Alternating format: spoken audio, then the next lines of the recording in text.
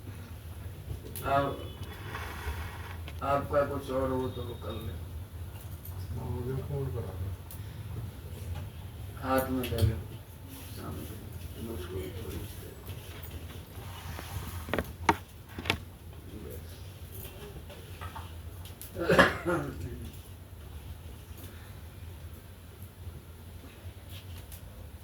ओम मूर्धानम दिव्यवर्ती आध्यात्मग्नम जनानम आसनम। इस उंगली को बेटा अलग कर लेना।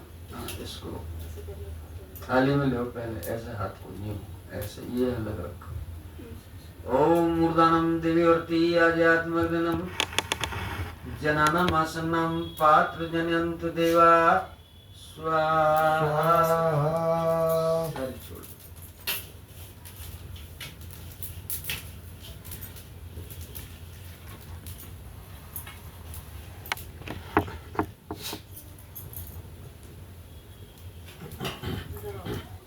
भैया का हाथ लगवा लो, सीधा हाथ लगवा लो।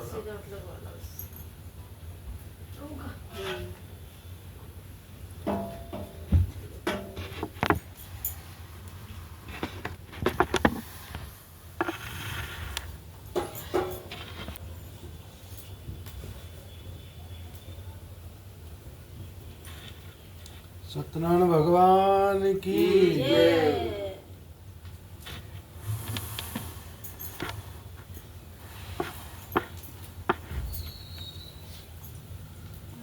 हाँ, बहू को मैंने माइक में दिया, मतलब ऐसे हाथ छुआया, बहू ने पकड़ दी। उसमें इसको कपड़ा दे देना वैसे। ओम हाँ, इसमें ऊपर ही देखो ऑरेंज कलर, ऑरेंज वाला है। दो।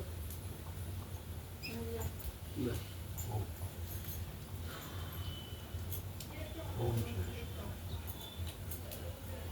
ओम ऐं ह्रीं क्लीं चामुण्डाय ओम ग्लौं हूं क्लीं दूषाय ज्वल ज्वल ज्वल ज्वल प्रजापति ऐं ह्रीं क्लीं चामुण्डाय ज्वल ह्रां सां ग्लां सां फट् स्वाहा। ओम मूर्धनम दिव्यवर्ती आध्यात्मग्नम जननम आसन्नम पात्र जनयंत। ऊप चपक ले कोलावे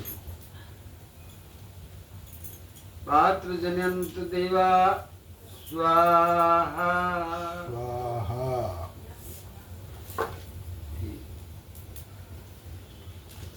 ये लकड़ी उधर लगनी चाहिए।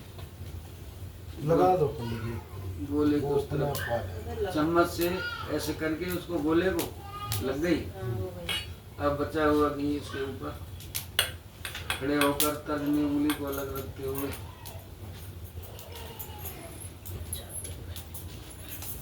बोलोगे मंत्र बोलोगे? हाँ। हाँ, बोलिए। ओम शांताकारम भुजक्षणम पद्मनाभम सुरेशम डालो। गोला भी भीग जाए, लकड़ी भी भीग जाए, सामग्री भीग जाए। शांताकारम भुजक्षणम पद्मनाभम सुरेशम विश्वाधारम गगनसदृश्यम मेघवर्णम सोहांगम लक्ष्मीकांतम कमलनयनम योग वृद्ध्यानगम्यम वंदे विष्णु भवहरम सर्वलोकैकनाथम। राधा कृष्णाय गोविंदाय नमो नमः स्वाहा। क्लीं कृष्णाय गोविंदाय नमो नमः स्वाहा। बोलो यज्ञ नारायण भगवान की जय। लक्ष्मी नारायण भगवान की जय। गौरी शंकर भगवान की जय। राधे श्याम भगवान की। आओ आओ जी आओ, तिलक स्वरूप और कलावंद वाले। इसको थोड़ा पली तरफ सरका दो। अभी अभी कुछ मत करो, जब उनको आरती हो जाए उसके बाद।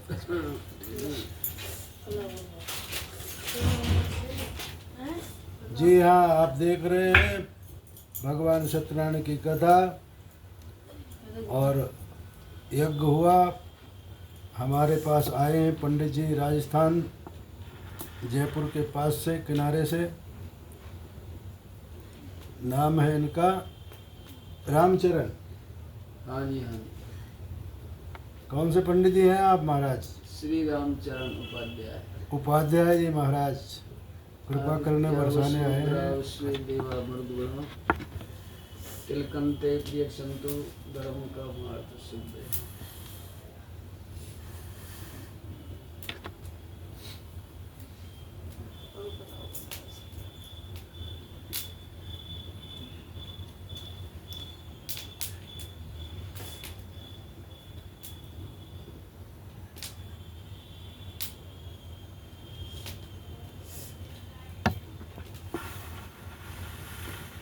पैदल भी चलना पड़ता है स्कूल के लिए।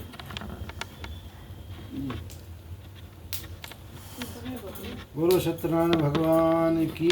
जय। बोलो